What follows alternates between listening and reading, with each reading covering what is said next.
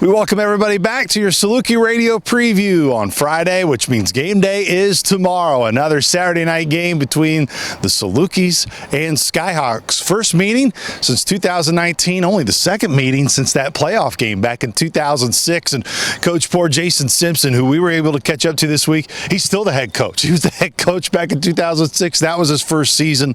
And you think about the history and what UT Martin is known as now, they were not known like that then. And a big credit is to him and what he's done in flipping that program. Yeah, he definitely is the guy that, they're probably going to put a statue down there in Martin when he's done. But we talked about it yesterday. 20 years in the business in one place is an anomaly, and really speaks to who he is and what he's done in building a program, and even more so this day and age because it's more about building teams from year to year to year with the portal and NIL than it is actually establishing program.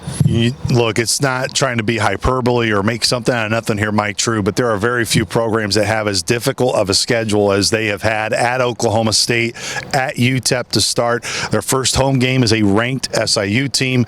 Next week, they get Missouri State, who's down in the FBS, and the week after SEMO. I mean, Coach Simpson, it is a brutal, tough early schedule, but the Salukis know how tough schedules can go. It can really pay its dividends, and Southern's hoping it does not pay its dividends on Saturday night. No, absolutely, and UT Martin has won 6 straight home openers, so this probably is their toughest home opener that they've had in quite a while, playing a ranked Saluki team. But Coach Simpson said, I probably wasn't very smart when I scheduled that schedule, but again, you schedule sometimes 2, 3, 4 years in advance. You don't know how teams are necessarily going to be in that amount of time frame, so schedule is what it is. They've got to play the game, we've got to play the game, and it's going to be whatever team comes out, executes the best on Saturday evening is going to come away with the win. And for Southern, it is a key game because now, and we can talk about this, now the start for the playoffs begins, and we know that it's going to take 7 wins. And so these next 2 games between Martin and Southeast Missouri State for the Salukis are critical games in that long pattern. Chase Bauer, their quarterback, it really starts with him.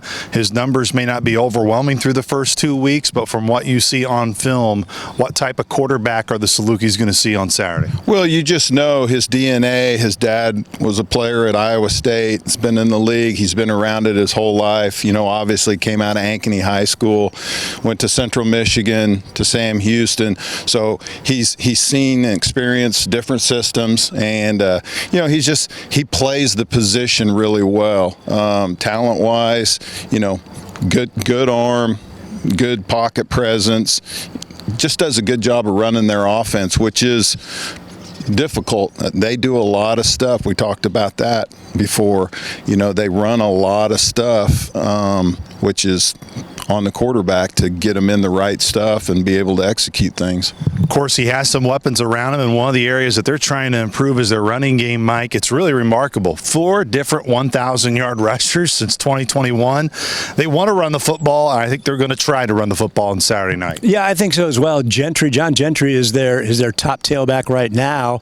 Coach Simpson would like to get another guy in the mix to get some more carries and a different look at times, but Gentry has been their so-called bell cow for now. But if you look in the past, Coach Simpson likes to give that ball to the tailback 20 to 25 times a game, and that hasn't been the case in these first 2 games. Granted, it's been against FBS programs. They've been behind in both games, so forced to run the ball more. But Gentry is a capable back. He can run it in, he can run it out, and the Salukis have to do a good job of knowing where he is. One of the areas that he spotlighted with us, 9 tackles for loss against Oklahoma State. That says that they got a physical defense, Coach Poor. When you go up against a Big 12 team, regardless of who it is, you come away with 9 tackles for loss. That shows a lot about your toughness on that side of the ball. When you watch them defensively, what impresses you? Well, you sense that he has a lot of confidence in that roster, and they do have good players. And I think one of the keys is the corner, McCoy. He's an All-American. When you have a corner like that, it frees up other people to be able to play in the box or at the line of scrimmage. And, they're a multiple 3-4 defense, so they give you a lot of different looks, and they can create pressure. And I think from a Southern Illinois offensive standpoint, we've got to get in the right play. We can't run things at the teeth of those defenses, at least pre-snap. And, the thing about their defense is they've always ran well, had good speed. Philosophy-wise, he said it yesterday, they want to out-hit you, out-hustle you, out-work you, out-tough you. And, that'll be the challenge, I think, for us is matching that or overcoming that. Should be a fun one on Saturday night at UT Martin. Our pregame coverage will begin at 5 o'clock with kickoff at 6. For the coach Pat Poor, Mike Trude, I am Luke Martin. We will talk to you tomorrow night from Martin, Tennessee. And as always, Saluki Nation, go Dogs.